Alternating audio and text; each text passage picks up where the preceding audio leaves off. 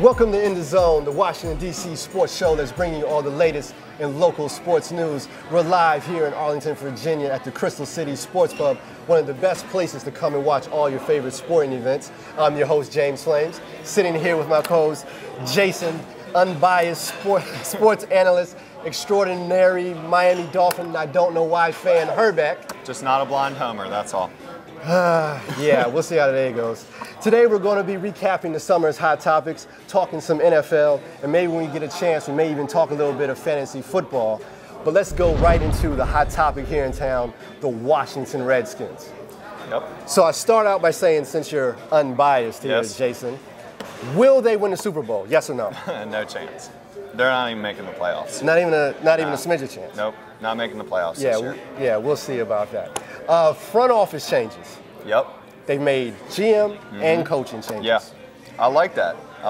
It's about time Danny Boy gave up some of the responsibility to a GM and a coach. Bringing Shanahan and Bruce Allen gives instant credibility to that front office. It's no longer Danny and Vinny gassing up the jet, going to pick up the highest paid free agent. Okay. You know what I mean? You got somebody there. You know, Danny is taking a hands-off approach. This whole thing with Haynesworth, he hasn't stepped in once, even though it's his money. He's letting Shanahan and Allen handle that.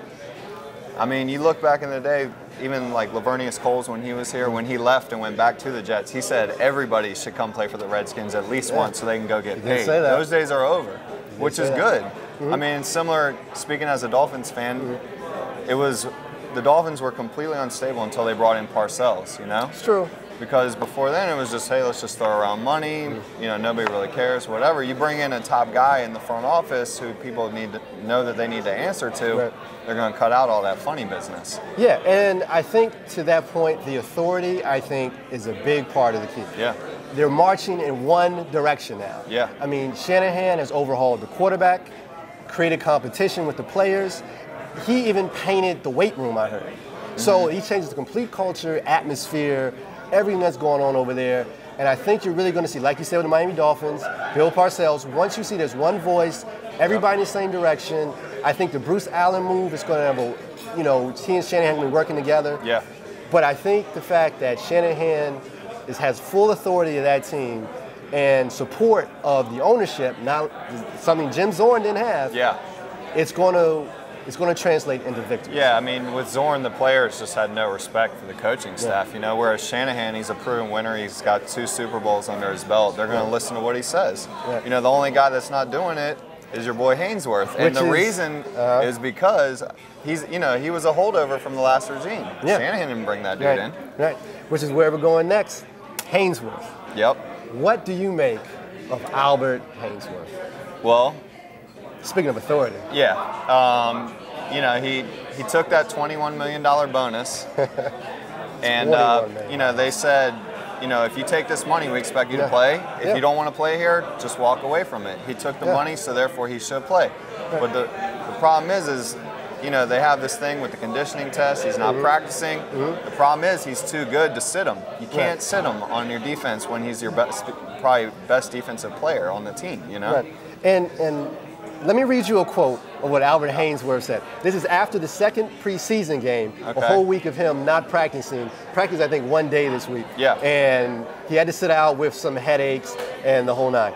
This is Albert Haynesworth after game 2 of the preseason. All right. Quote, unquote, I was told I had headaches or whatever, and that's why I couldn't go out and practice. You need your air quotes. Oh, yeah, I'm sorry. I was told I had headaches or whatever, and that's why I couldn't go out and practice. I think it was a little bit more than that. That was part of that, but it wasn't all of it. They left out a lot of stuff.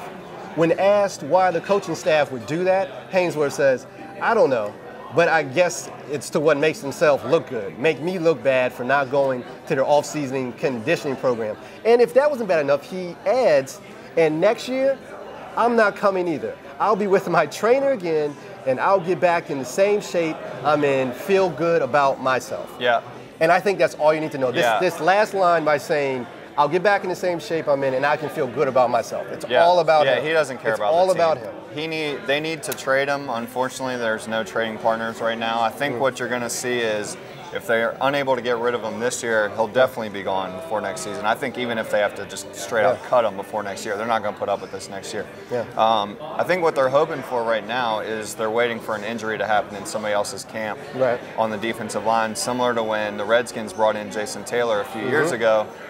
He and Parcells were having issues in Miami. They couldn't really get rid of him because he's too good, you know, fan favorite, whatever. Then the Redskins, they lose somebody on their defensive line. They make a trade for Taylor. And, you know, I think that's the only way he's going to get out of here this year. Otherwise, they're just going to have to deal with him this year. Yeah, and Joe Gibbs, when he was here, always talked about having character players on his team. Yeah. And this is one guy that has zero character, if you ask me. Zero character. Nah, none at all. Switching gears to character, let's talk about Donovan McNab. Yeah.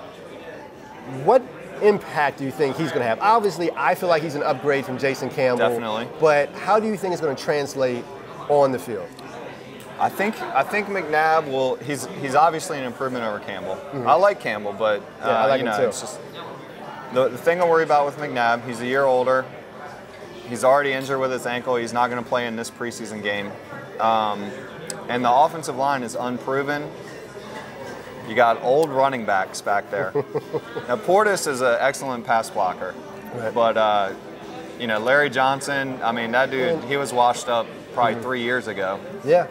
And I mean, I think that McNab, if you ask me, I think that McNab is going to show you, I like Campbell, but I think he's going to show you the deficiencies that Campbell had.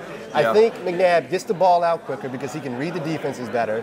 His mobility, Jason can move, but McNab's got that extra burst. Even at his old age, he's got that extra burst. And I think when they get in the fourth quarter and the teammates look at Donovan McNab in the face, I think they're going to see somebody that they feel like they know they can get it done with. And I feel like with Campbell, they didn't feel that way. And I think those receivers are going to feel like, man, if I don't, it's going to be a lot of pressure on them. If I don't catch this ball from McNab, it's no longer the quarterback's fault. It's my fault that I didn't catch it because he's going to put you exactly where you need to be. I don't know about exactly. He likes throwing at people's feet on those intermediate routes. He throws a really good deep ball, though. Yeah, he throws a good deep ball. Yeah, he puts him in the ground, but McNab, he'll get it there. There's another issue that we haven't talked about with McNab, and that's the fact that he's only under contract for this season. I think it's the labor agreement. I think everything will be worked out. Yeah. Bought a house here. I'm on real estate. I do real estate, side job, holler at me. I do real estate. He bought a house, so I know he's here for a while because houses ain't moving the way they used to move. So I think they'll get the deal done. What if there's an open quarterback job in Minnesota next year, or in Arizona where he works out every offseason? What the interesting? Because Leinart, I'm telling you right now, Leinart is one and done this year. Gone. Just a little bit off topic, but remember in the draft when Ben Roethlisberger was going to be traded? The Redskins had already made that deal for McNab. I was thinking in the back of my head, man, they would have given Roethlisberger for that fourth pick. And he would have been younger, much better. Well, I don't say much better. I think McNab is a Hall of Famer, which is debatable. I like McNab, but Roethlisberger would have been a good pickup too. Right. Real quick, let's run over the running backs. You already mentioned Portis a little old, Larry Johnson a little old. Let me give you my list. Okay. I think they're going to keep 4 running backs on this team. Okay. 4 running backs. Okay. I like Keelan Williams. I think he's going to be the 4th running back. He's a rookie. Maybe practice squad a little bit, but I think Keelan Williams is good. 3rd running back is Larry Johnson. He didn't show me much in the preseason. He looked awful. He looked terrible. Just terrible. Only thing he's got going for him, he's a bigger back and experienced. 2, Ryan Terrain. I think he's going to be hungry. I think he's a Mike Shanahan type of back. And he gets in that hole quick. Number 1 running back for now, I think it's going to be Clinton Portis. I think he's probably going to have the best year out of all of them. I think he still has a little something left in the tank. But, you know. Well, especially Portis stuck around this year for the offseason workouts, which I think is huge, especially like you said, building team chemistry, getting character guys in there. But yeah, he is a year older, but I feel like he is clearly the number 1 back there. What about your boy Willie Parker? Willie Parker, I think Willie Parker's out. You think? I think Parker is going to be released. Here's why. I don't think because he's the 4th or the 5th worst running back. I think he brings you the same thing Portis brings.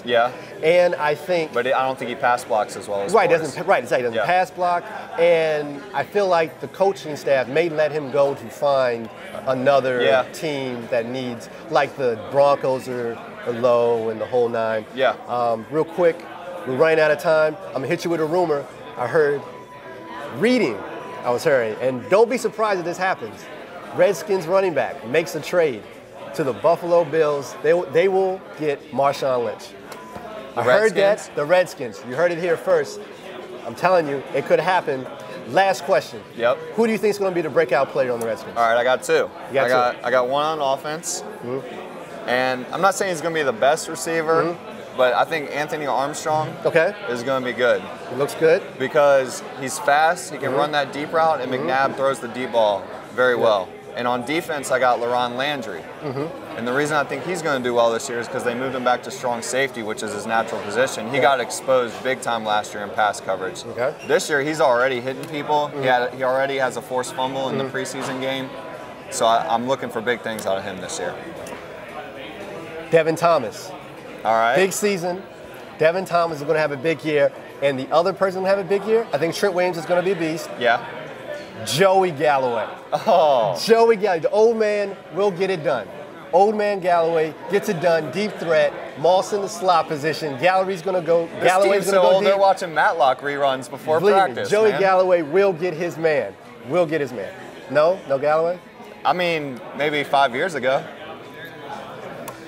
Anyway, we got to take another break. We'll talk a little bit more about the Redskins later. When we come back, we're going to be recapping the summer and all the hot topics. You're in the zone, live here at Crystal City Sports Bar. I'm Gary Sinise. You may know me as Lieutenant Dan from the movie Forrest Gump,